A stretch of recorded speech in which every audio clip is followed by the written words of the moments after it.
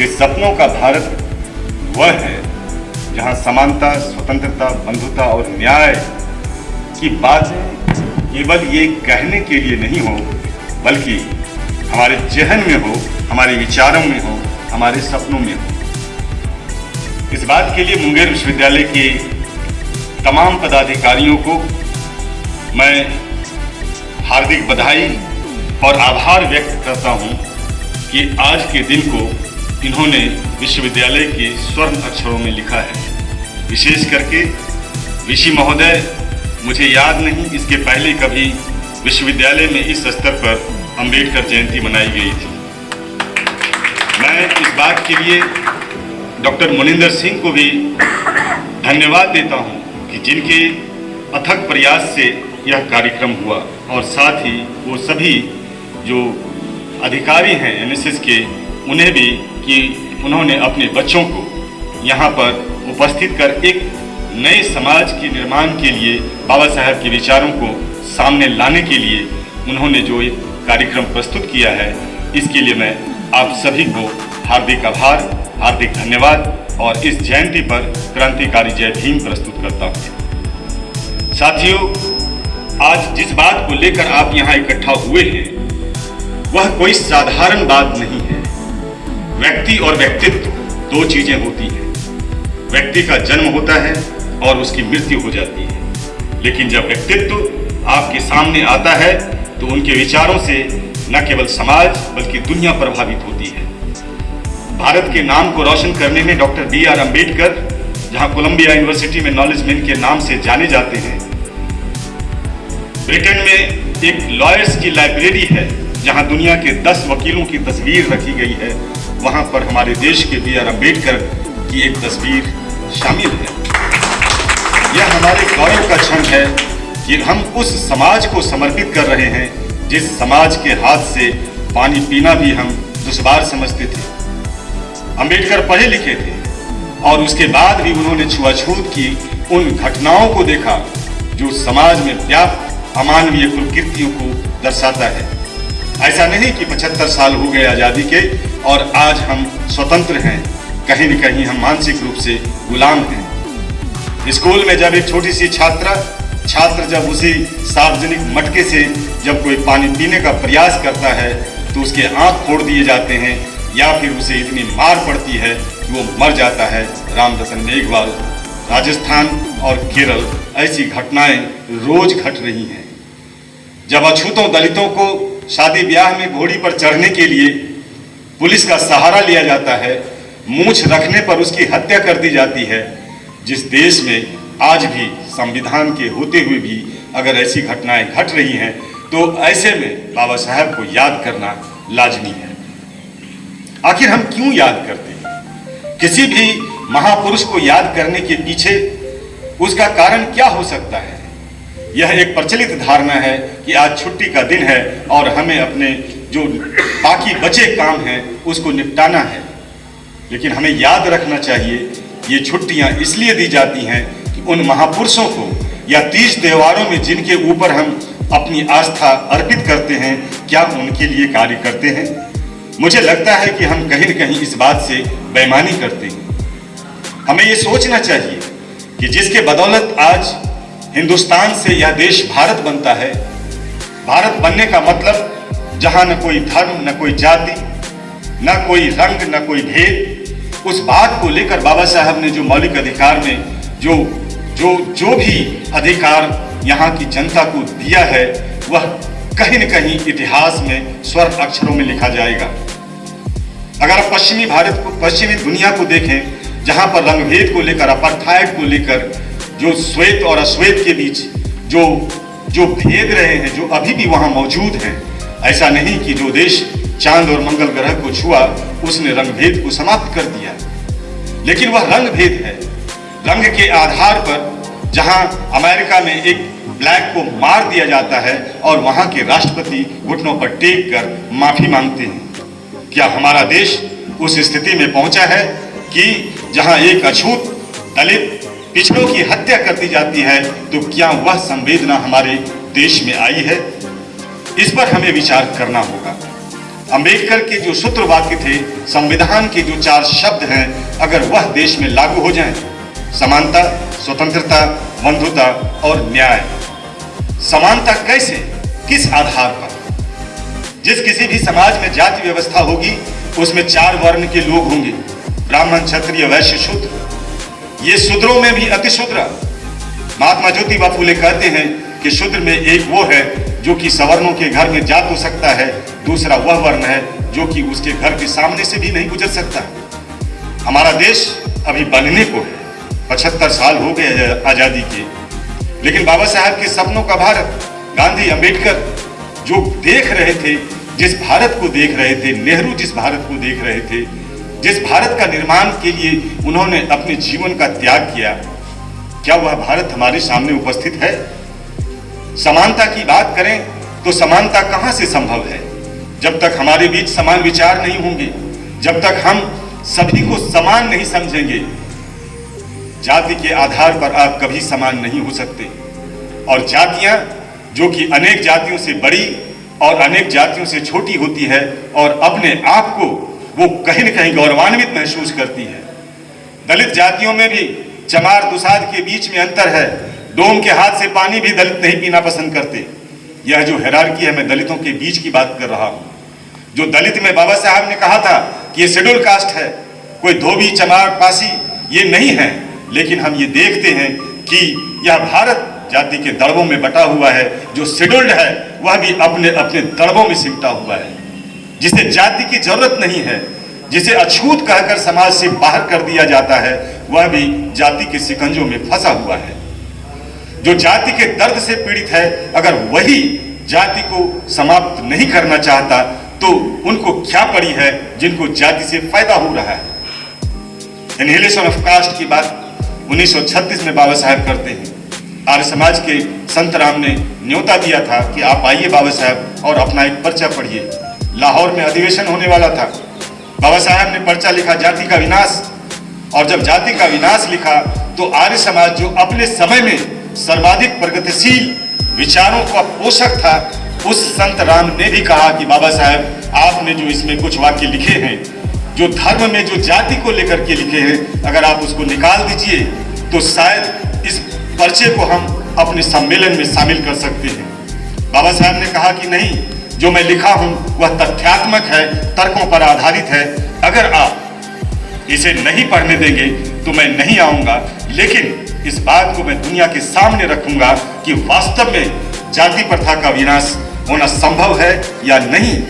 आप पढ़िए। मैं कहता हूं, क्योंकि हम एक ऐसी जगह पर हैं जहां से कि हम दुनिया को रोशनी दे सकते हैं। हमारे माननीय कुलपति महोदय जो जियोलॉजी के एक विद्वान प्रोफेसर हैं, हमारे DSW भावेश सर अंग्रेजी के विद्वान प्रोफेसर हैं, और दूसरी तरफ हमारे रजिस्ट्रार महोदय जो आर्मी से आए हैं, जो अनुशासन को बहुत ही जीवन में पालन करते हैं। अगर हम वहां से देखें, इस रोशनी को अगर दूर तक ले जाना है तो बाबा साहब ने कहा कि शिक्षित बनो, संगठित हो और संघर्ष करो। यह शिक्षा क्या केवल PhD कर लेने से होगी? कबीर कोई PhD नहीं किया था, अंगूठा छाप था, लेकिन आज कबीर पर लगभग 49 देशों में PhD हो रहे हैं। शिक्षा का मतलब केवल डिग्री हासिल करना नहीं है, बल्कि समाज के उन लोगों के बारे में हमें सोचना है जो अभी भी वंचित हैं। महिलाओं को लेकर बाबा साहब ने सोचा, हिंदू कोड बिल 1956, जहां पर कि उन्होंने अपने मंत्रिमंडल से त्याग पत्र दिया। महिलाओं के नाम से न तो संपत्ति का अधिकार और न ही किसी तरह के व्यवहार में उसकी बात की जाती थी। मातृत्व लाभ, प्रेगनेंसी के समय महिलाओं को काम से निकाल दिया जाता था और वहां पर मातृत्व लाभ की बात बाबा साहब करते हैं। RBI, reserve bank of India 1935, जिससे कि आपके देश के जो बैंकिंग व्यवस्था है वो चलती है। ये तो एक साधारण जनरल नॉलेज की बात है, लेकिन आपको बहुत बहुत आश्चर्य होगा कि बाबा साहब ने डैम प्लानिंग की योजना की थी कि नदियों को बांधकर अगर हम इससे सिंचाई और बिजली उत्पन्न करें तो हमारे देश का भविष्य बदल सकता है। समानता की बात तभी हो सकती है जब हमारे विचारों में समान हो। समानता के बगैर बंधुता संभव नहीं है। बंधुता कैसे संभव होगी जब जाति के आधार पर लोग अपने अपनी जातियों के खानों में बटे हुए हैं। अपने अपने जातियों को लेकर महारैलियां कर रहे हैं और अपनी ही जातियों को लेकर स्वाभिमान और गर्व अनुभव करते हैं। जहां पर जाति होगी वहां पर न तो समानता होगी न बंधुता होगी। समानता स्वतंत्रता अगर नहीं होगी तो आगे जो न्याय है वह संभव नहीं है।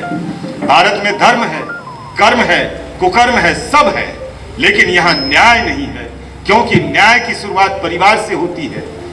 परिवार में रहने वाले लोग वही अपने परिवार के प्रति न्याय नहीं करते, बेटे बेटियों में फर्क करते हैं। कैसे आप न्याय की बात करेंगे? एक सामाजिक न्याय है जहां पर कि आप समाज में रह रहे लोगों को एक बराबरी का दर्जा देना है। क्या ये संभव हुआ? विशेष करके मैं देख रहा हूं, चूंकि मेरा काम ही दलित इशू, दलित आदिवासी और महिलाओं पे रहा है। लगभग पिछले 30 साल से इस पर मैं रिसर्च कर रहा हूं। कई राज्यों में जाकर इस पे सर्वे किए और हमने देखा कि वहां की जो स्थिति है बहुत दयनीय है। विश्वविद्यालयों में भी शिक्षकों के प्रति भेदभाव होते पाए गए हैं।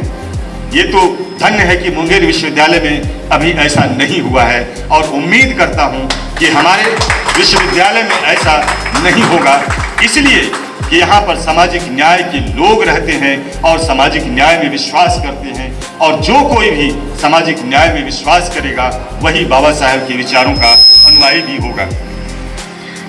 जो प्रस्तावना आपने पढ़ी है, जब हम बचपन में स्कूल में जाते थे तो वहाँ पर स्कूल में सबसे पहले प्रस्तावना को पढ़ाया जाता था, वहाँ पर पाठ किया जाता था। स्कूल की शुरुआत ही संविधान की प्रस्तावना से हुआ करता था, लेकिन आज कल ये परिवर्तन हुआ है। मुझे लगता है कि कुछ सभा सोसाइटी या फिर यही अंबेडकर जयंती के दिन ही प्रस्तावना की पाठ करके लोग साल भर के लिए अपने आप को प्रायश्चित करते हैं। जिस संविधान को हमने अंगीकार किया, मैं बराबर एक सवाल लोगों से किया करता हूं कि आपके घर में धार्मिक ग्रंथ होंगे, वेद, कुरान, बाइबल आदि ग्रंथ सभी होंगे। आप कभी तलाश कर देखिए कि क्या आपके घर में संविधान है? जिस संविधान से देश चलता है, जिस संविधान से आप अपने अवसर को प्राप्त करते हैं, क्या आपने कभी पलटकर उसको देखा है? धार्मिक गीत, संगीत और सम्मेलनों में आप जाकर मोक्ष की कामना तो करते हैं, लेकिन संविधान आपको इसी जीवन में मुक्ति के रास्ते को दिखाता है। यह हमें सोचना होगा कि आज बाबा साहब की जयंती केवल हम इसलिए नहीं मनाएं कि हम आ गए हैं, मजबूरी थी, एनएसएस के वॉलंटियर्स को आना जरूरी था इसलिए वो आ गए, बल्कि आप इसलिए आए ऐसे कार्यक्रम में जहां पर कि आपके स्वाभिमान को, आपके सम्मान को, श्रम के सम्मान को कैसे बाबा साहब ने संभाला है संविधान के माध्यम से, उसके प्रति हम श्रद्धांजलि अर्पित करें। मुझे 5 मिनट का ही समय कहा गया था, लेकिन अंत में मैं यही कहना चाहूंगा कि जो भी लोग यहाँ आए हैं, मुट्ठी बांधकर जो आपने शपथ लिया है प्रस्तावना की, घर जाकर उस प्रस्तावना को जरूर पढ़ें। सबसे पहले उसे परिवार में लागू करें। जब परिवार में संविधान लागू होगा, जब परिवार में समानता लागू होगी, तभी आप समाज में समानता लागू कर सकते हैं। और यकीन मानिए, जिस दिन परिवार और समाज में समानता, स्वतंत्रता, बंधुता और न्याय के नारे गूंजेंगे, यह देश यकीनन विश्व गुरु होगा। बहुत बहुत धन्यवाद।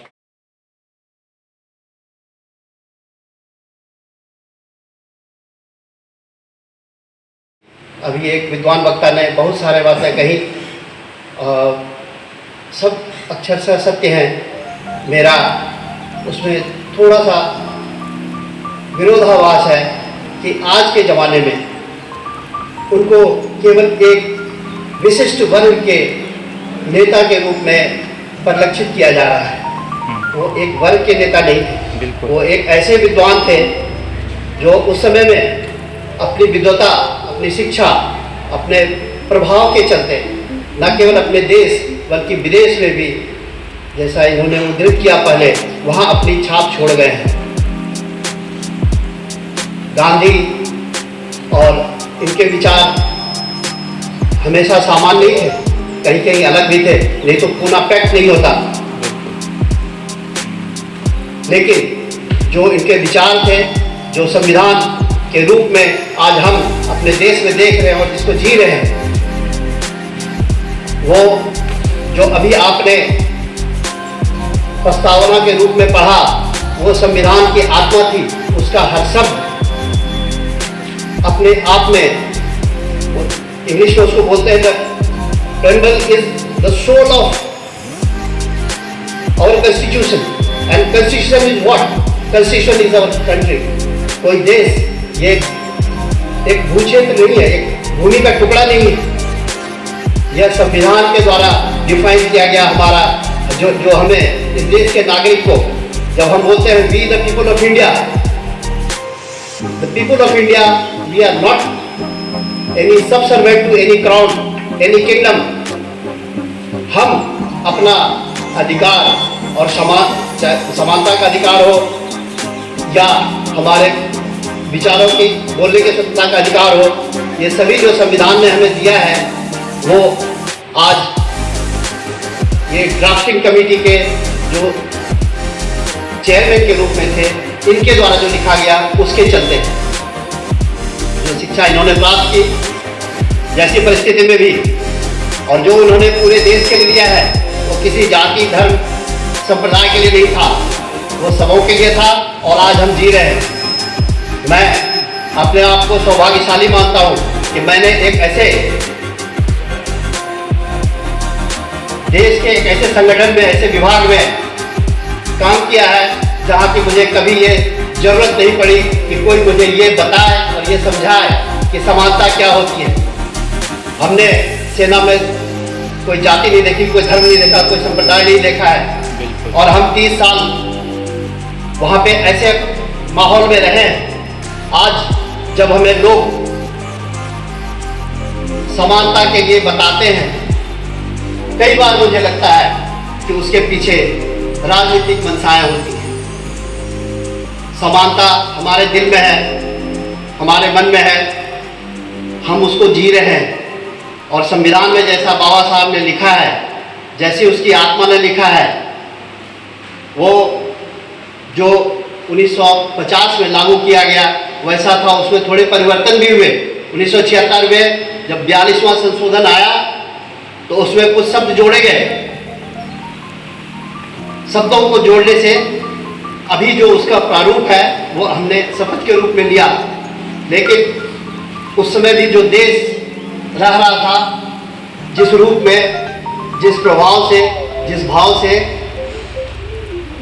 आज कई बार कई कारणों से उसे विखंडित करने की कोशिश की जाती है।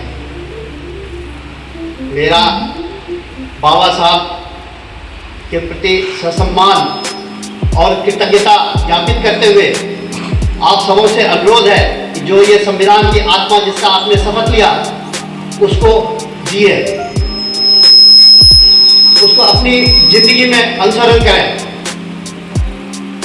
घटनाएं होती हैं, लेकिन वो घटना भी होती है, वैसा सिस्टम भी है, वैसा ऑर्गेनाइजेशन भी है जहां हमें कभी सोचने की जरूरत नहीं पड़ती कि समाज में विषमता है, क्योंकि हमारा उद्देश्य, हमारा देश, संविधान देश के लिए है। हमारा उद्देश्य, हमारा देश, दोनों को हमें अखंडित रखना है, प्रभावशाली बनाना है, जगत गुरु बनाना है। आज उनकी पुण्यतिथि पर विश्वविद्यालय में जो आयोजन किया गया है, उसके लिए NSS के समन्वयक का बहुत बहुत आभार। और एक बार पुनः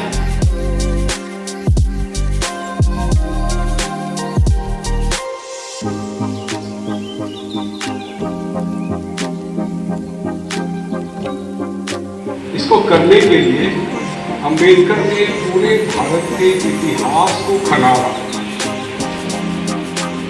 पूरे भारत के सामाजिक, धार्मिक, राजनीतिक इतिहास को उन्होंने पूरी तरह से खंगाला और उसकी एक वैज्ञानिक व्याख्या की।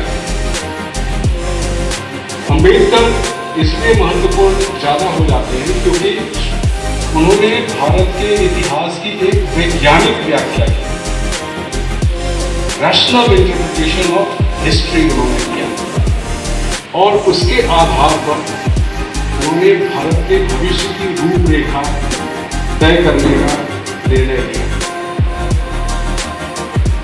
इस संदर्भ में सबसे महत्वपूर्ण बात यह है एक राष्ट्र क्या होता है?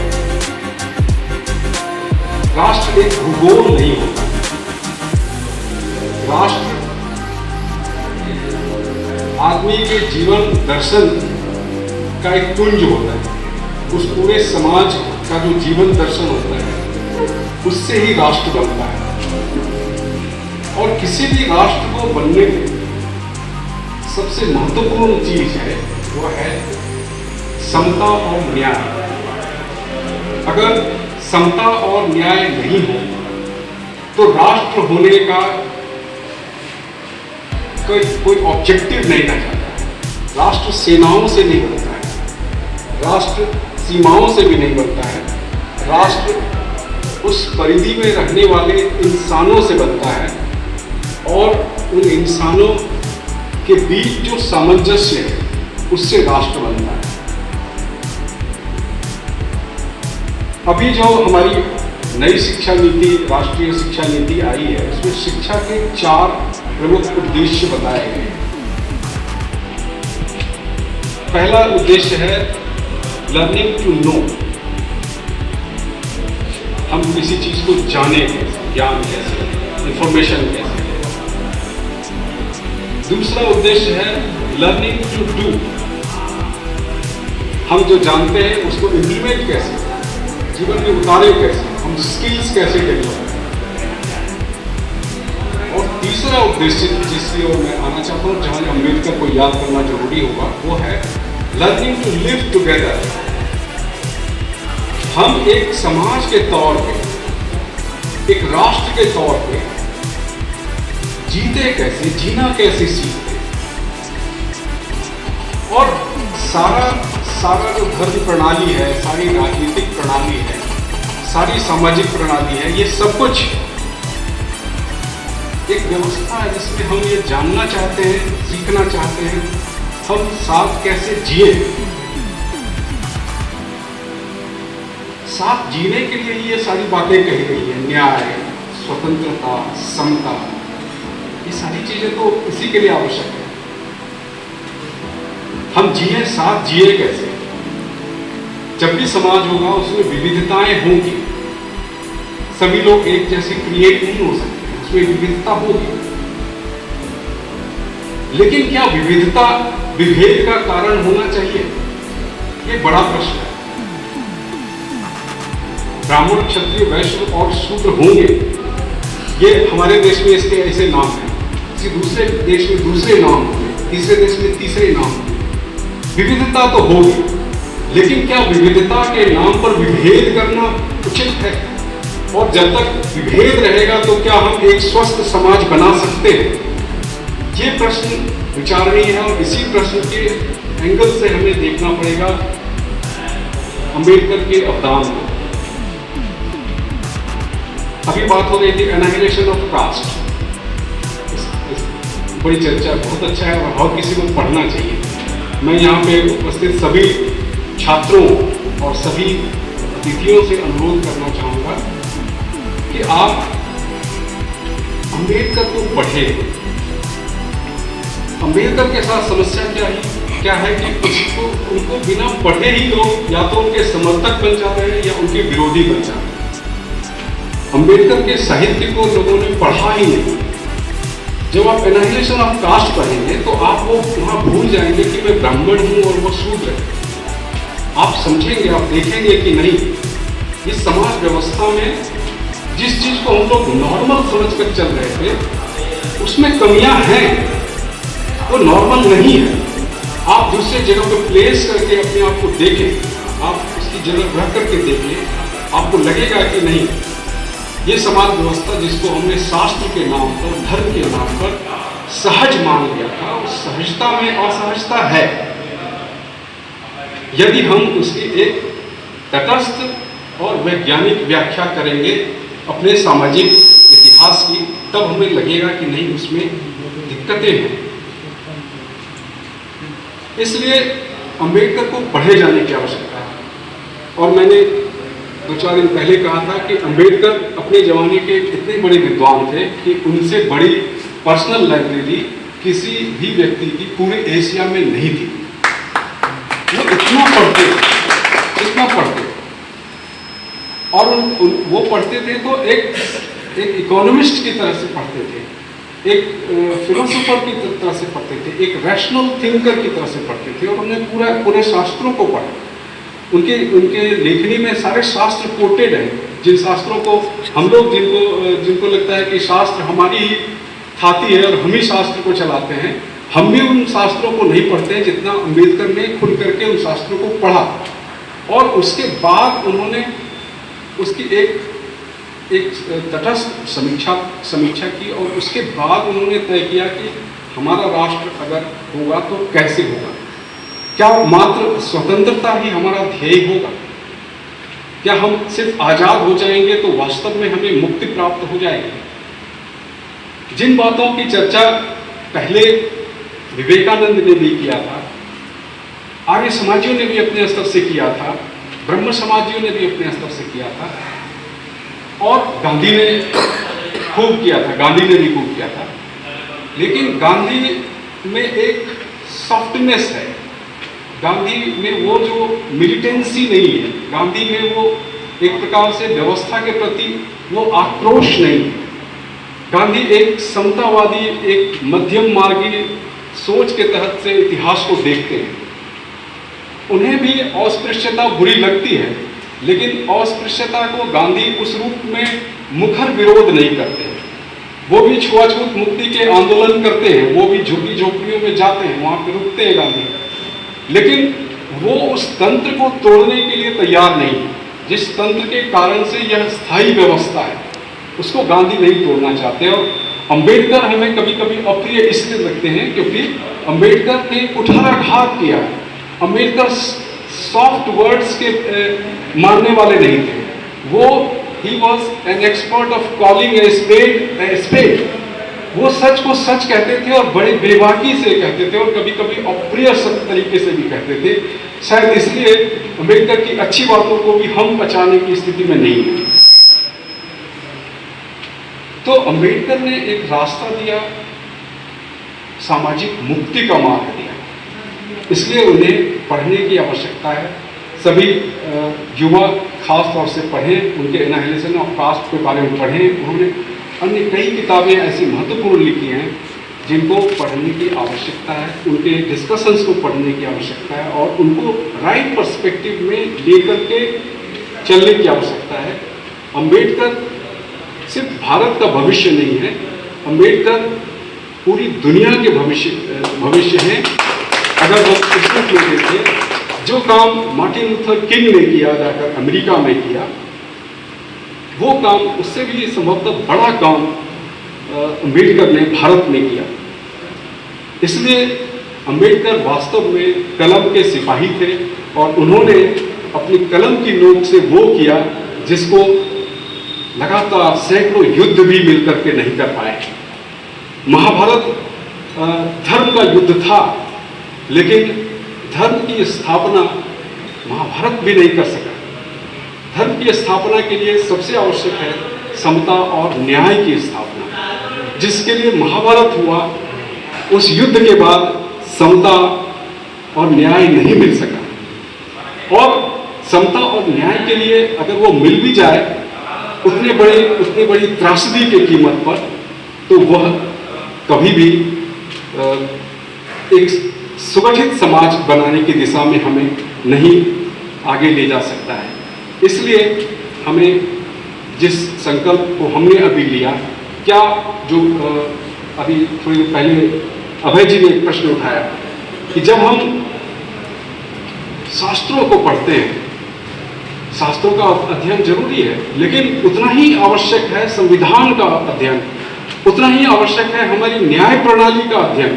हम बहुत सारी चीजें ऐसी नहीं जानते जो हमारी न्याय प्रणाली में, हमारे सिस्टम में, जिसके चलते हमें चलना होगा, जिसके भरोसे हम चलते हैं। जैसे हम विश्वविद्यालय चलाते हैं, तो विश्वविद्यालय हमेशा एक एक्ट और स्टैट्यूट से चलता है। हम में बहुत सारे लोग, हम में से भी बहुत सारे लोग एक्ट और स्टैट्यूट को या तो पढ़ते नहीं हैं या फिर उसकी जो मूल भावना है उसको अपने आप में स्वीकार नहीं करते हैं। और जब तक हम न्याय की जो संहिताएं हैं उसकी मूल भावनाओं को समझेंगे नहीं, उसको अपने जीवन में उतारेंगे नहीं, तब तक हम एक स्वस्थ और प्रगतिशील समाज नहीं बना सकते हैं। इसलिए अभी कुलपति महोदय का भाषण होना है और कहा गया था कि छोटा रखा जाएगा, इसलिए मैं ज़्यादा समय आप लोगों का नहीं दूंगा।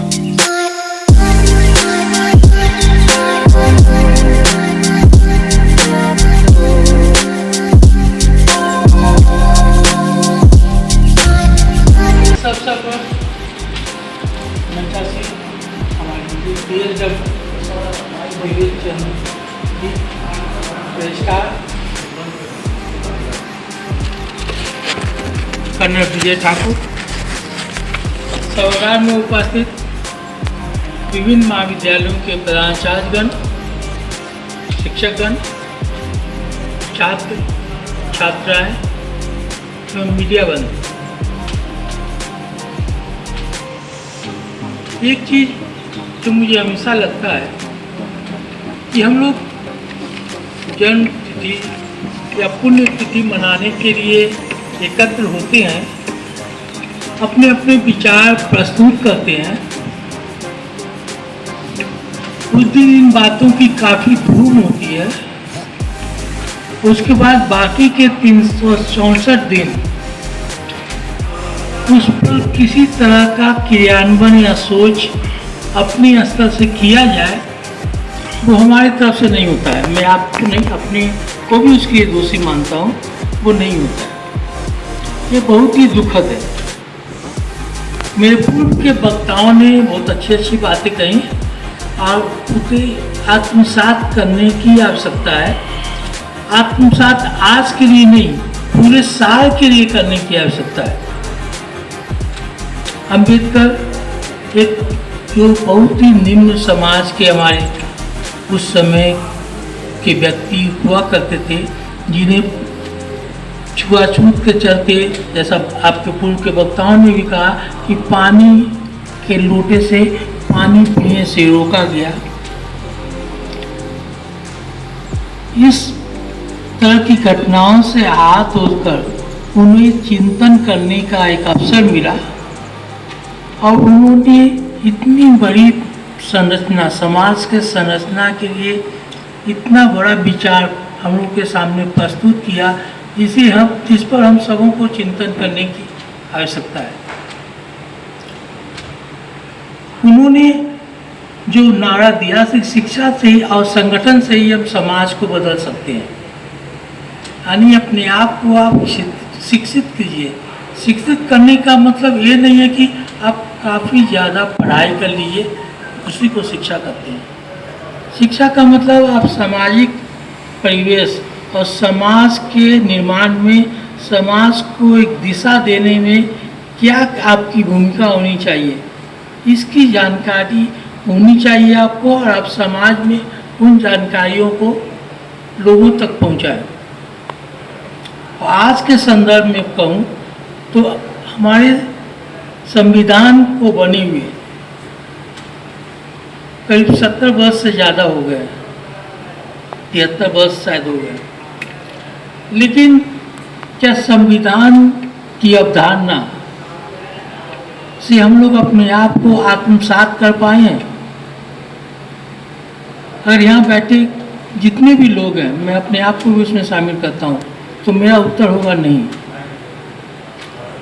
कारण इसके पीछे समाज में फैली हुई वो विसंगति, समाज में फैली हुई इस तरह की संरचना है जो लोगों को इस बात के लिए तैयार होने में रुकावट डाल रहा है कि एक ऐसे समाज की संरचना करें जहाँ पे आपस में छुआछूत, ऊंच नीच का भेदभाव नहीं हो।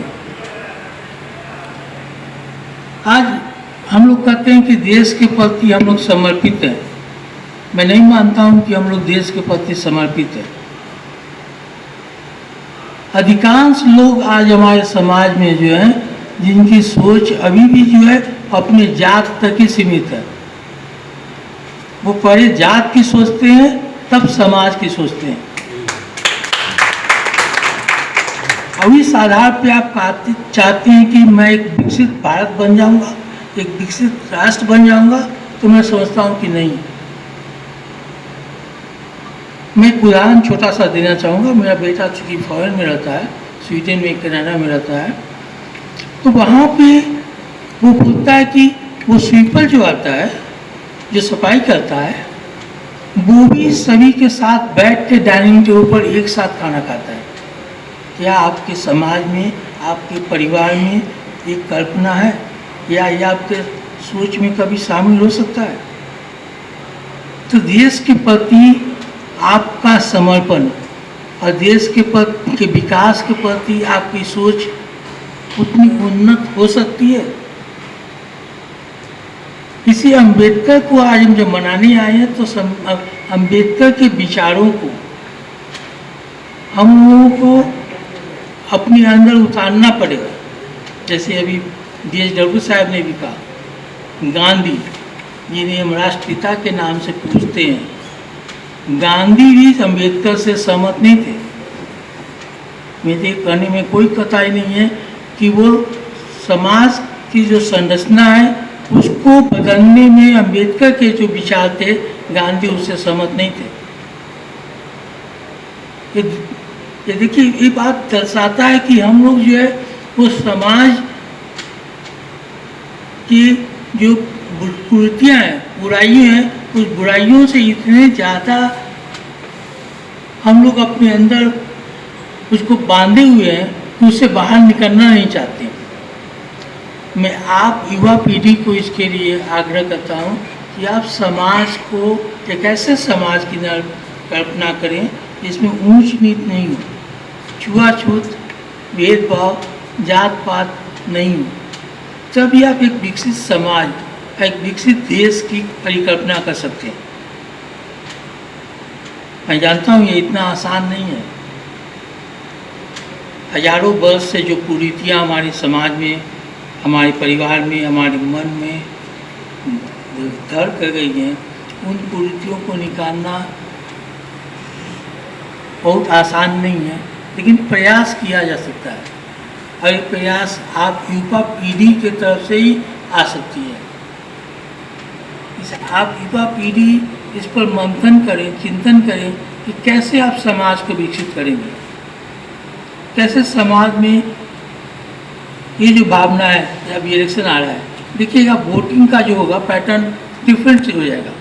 ये समाज नहीं रहेगा, समाज की कहीं पर सोच नहीं रहेगी। फलना कैंडिडेट किस जाति का है, फलना कैंडिडेट उच्च जाति का है, फलना दलित है, फलना बैकवर्ड है, इसी पर वोटिंग पैटर्न चेंज हो जाता है। पता नहीं क्या होता है, इस पर मैंने बहुत चिंतन किया। इलेक्शन आते आते इस तरह की विचार, इस तरह की भावना समाज में कैसे आ जाती है। जरूर इसको पैदा करने वाले, फैलाने वाले कुछ निहित स्वार्थी लोग होंगे जो आपके मन मस्तिष्क पर छा जाते हैं और आपकी भावना को वो अपने अनुसार नियंत्रित कर लेते हैं। इससे बाहर निकलिए और इससे बाहर निकल के एक अच्छे स्वस्थ समाज का निर्माण कीजिए, तभी आप एक विकसित भारत की कल्पना कर सकते हैं। मैं इतना ही कहना चाहूँगा। धन्यवाद।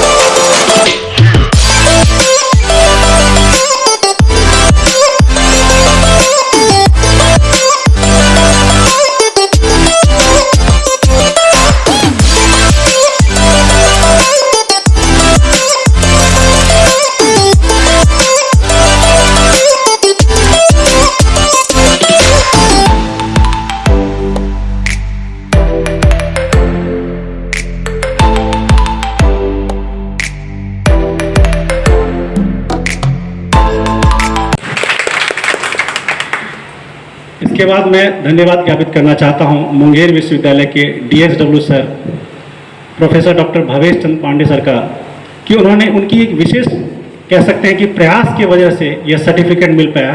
और सर ने ही यह सलाह दिया कि क्यों ना अम्बेडकर जयंती पर ऑडियंस की कमी रहेगी, उस दिन सम्मानित भी कर दिया जाए, अच्छा रहेगा, कार्यक्रम सफल हो जाएगा। और सर का प्लान बहुत सक्सेस रहा, मैं तहे दिल से धन्यवाद ज्ञापित करना चाहता हूँ। तत्पश्चात मैं धन्यवाद ज्ञापित करना चाहता हूँ मुंगेर विश्वविद्यालय के कुल सचिव महोदय कर्नल BK ठाकुर सर का। सर के विशेष प्रयास से यह कार्यक्रम आयोजित हो पाया और सर ने यहाँ पर महत्वपूर्ण समय हम लोग के बीच दिया, मैं तहे दिल से धन्यवाद ज्ञापित करना चाहता हूँ। जैसे कि 2 दिनों से विश्वविद्यालय में छुट्टी है और इन छुट्टी के समय में भी मैंने बहुत लोगों को प्रयास किया कि इस कार्यक्रम में उपस्थित हो पाए। और सबसे ज़्यादा धन्यवाद के पात्र हैं जो बीमार रहते हुए भी जमालपुर कॉलेज के प्राचार्य महोदय यहाँ पर उपस्थित हैं और हमारे PG हेड भी हैं कॉमर्स के। तो इस वजह से मैं मोरालिटी की वजह से और बीमारी के बावजूद भी यहाँ पर सर एकदम समय उपस्थित हुए, मैं सर तहे दिल से मैं आपको धन्यवाद ज्ञापित करना चाहता हूँ। और आपके सानिध्य में कॉमर्स जरूर फलता फूलता रहे। सर ने ज्वाइन करते ही एक आग्रह कह लीजिए, आदेश कह लीजिए, सर ने कहा कि एक वर्कशॉप आयोजित किया जाए रिसर्च स्कॉलर के लिए। सर आपके कार्य को मैं जरूर, आपके आदेश को मैं जरूर इम्प्लीमेंट करना चाहूँगा। आपने आकर के यहाँ पर मेरा उत्साह बढ़ाया है। तत्पश्चात